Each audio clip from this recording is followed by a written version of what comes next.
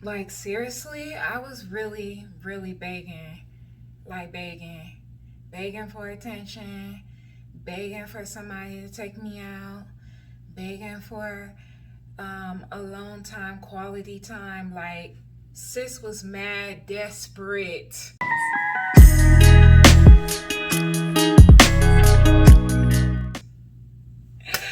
Welcome to my channel. My name is Malika, and I am going to be talking about, are you a chaser in a codependent relationship? I'm going to relate it back to childhood wounding, and we just going to get into it because we are in a judgment-free zone. This channel is judgment-free, and I am trying to help you guys get into alignment and live your best life. And that starts with being honest and telling the truth.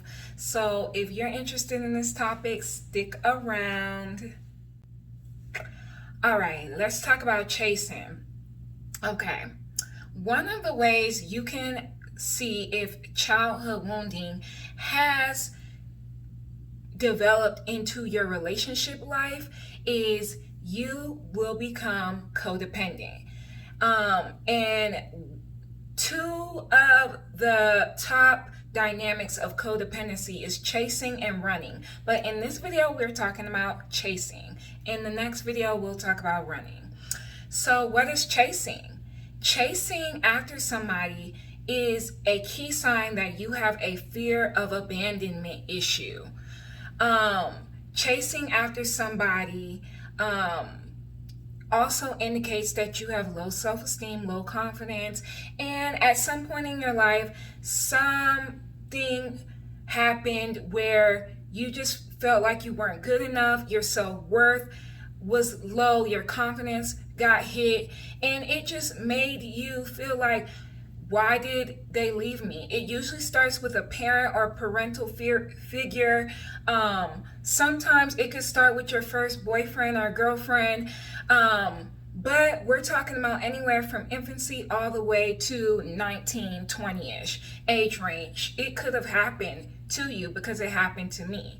So backstory, I did a whole video series on this. In the last video in this series, I talked about my personal childhood wounding, and I had major abandonment wounds.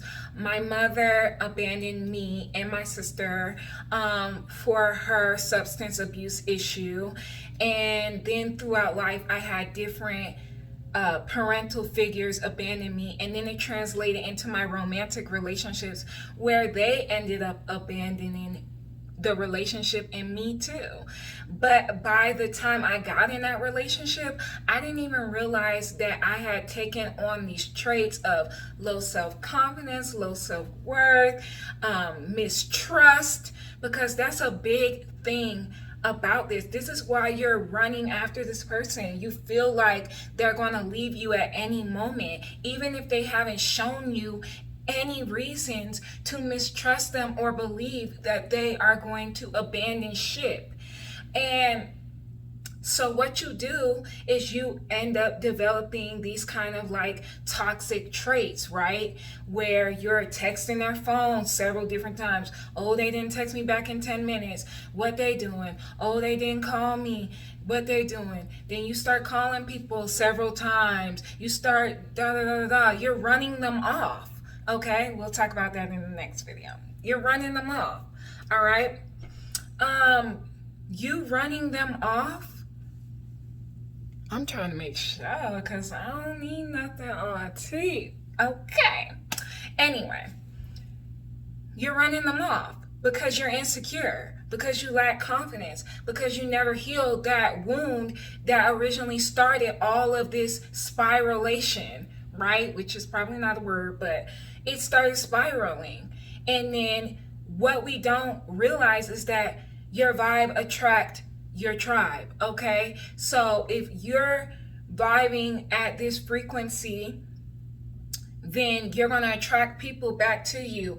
And that's sort of how we learn. That's why relationships can be our biggest teachers, because our vibe will send out this. And although you may well not want a bad relationship, or you might not want to be in a codependent relationship.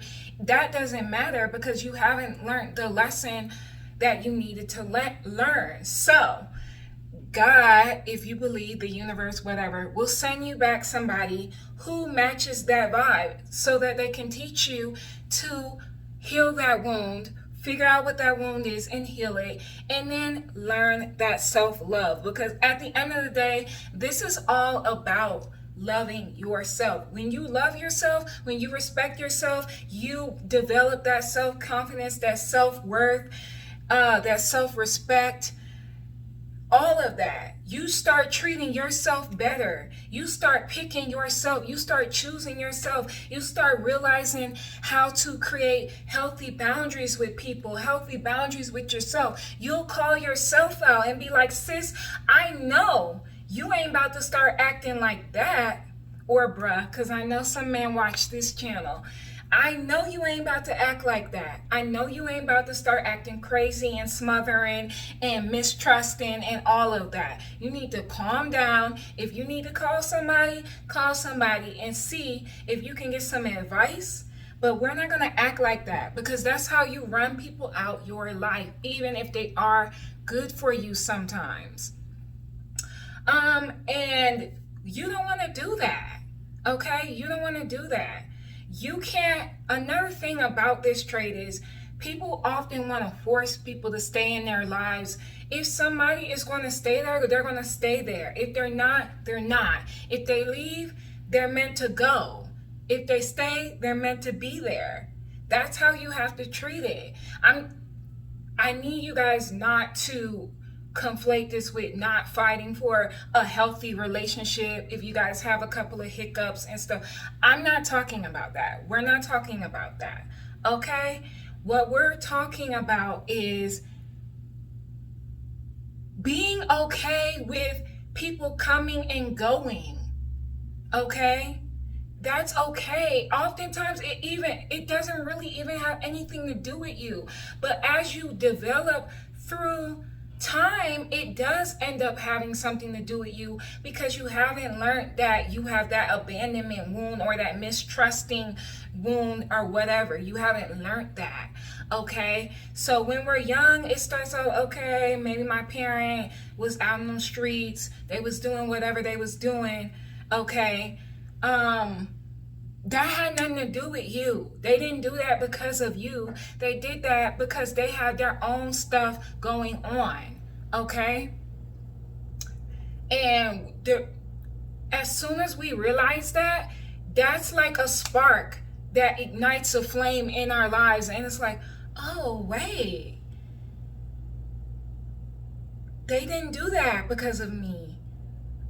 I forgive them, or I forgive the situation. And then you're able to move on and you're like, all right, okay, healing. I'm on this healing self-love journey. Then you're able to spot when you're doing it, when you're like trying to force a situation, which is no good at all. At all. At all. Okay? Don't force anything to be in your life. If it's going to leave, let it leave. Because that probably means there's something better coming in to replace it. Even if that's not a person, even if it's just a self-love, self-discovery journey, you guys, we have to start realizing these patterns and these cycles that we are placing ourselves in. And then we have to climb our way up out of them. We have to do the work. And I think it's often super easy to blame the other people in our lives for what's going on. But we have to take accountability. And when we start taking accountability, that's another spark. And you just keep leveling up and leveling up and leveling up to finally one day you're like, my vibe is where it needs to be. I finally have started the self-love journey, or I've been on it for a while. People are going to start gravitating towards you that aren't going to trigger that wound in you, because it no longer has that hold on you. It's no longer controlling your actions and your emotions. That's what it's doing. It's controlling your actions and your emotions and how you deal with your relationships.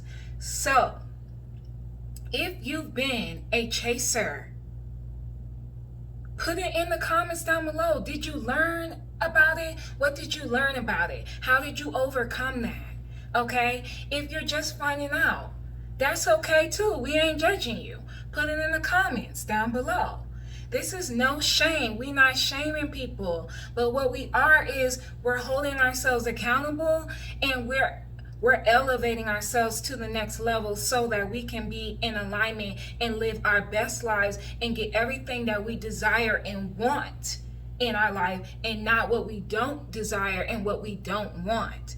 Okay? Because if you keep operating like that, every relationship you have with a person, even if it's meant to end or whatever, it's going to end prematurely because you doing the most, and we ain't got time for that. We ain't got time for it.